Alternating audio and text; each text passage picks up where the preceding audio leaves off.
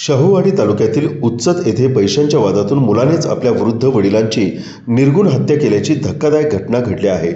या घटनेमुळे परिसरात एकच खळबळ उडाली असून शाहूवाडी पोलीस ठाण्यात खुनाचा गुन्हा नोंद करण्यात आला आहे।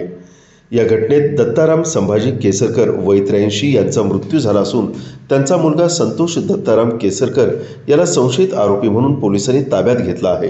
पैशावरून संशय आणि वादातून हत्या झाल्याचं बोललं जातंय।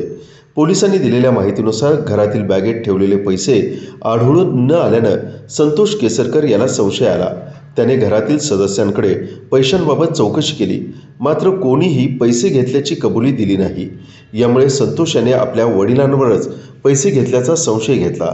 दरम्यान मुलीच्या शाळेतील कार्यक्रम आटपून घरी आल्यानंतर रात्रीच्या सुमारास वडील आणि मुलामध्ये पैशांवरून जोरदार वाद झाला।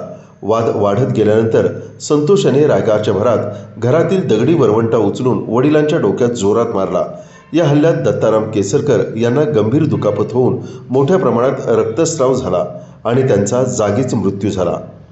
हत्या केल्यानंतर आरोपी संतोष याने घरातील फरशीवर सांडलेलं रक्त ओढणीच्या साहाय्याने पुसून पुरावा नष्ट करण्याचा प्रयत्न केल्याची माहिती पोलिसांनी दिली आहे। घटनेची माहिती मिळताच शाहूवाडी पोलीस तात्काळ घटनास्थळी दाखल झाले। संशयित संतोष केसरकर याला ताब्यात घेऊन चौकशी केली असता त्याने गुन्ह्याची कबुली दिली। मृतदेह शवविच्छेदनासाठी मलकापूर ग्रामीण रुग्णालयात पाठवण्यात आला असून या घटनेचा पुढील तपास शाहूवाडी पोलीस करीत आहेत। लाईव्ह मराठीसाठी शाहूवाडीहून राहुल पाटील।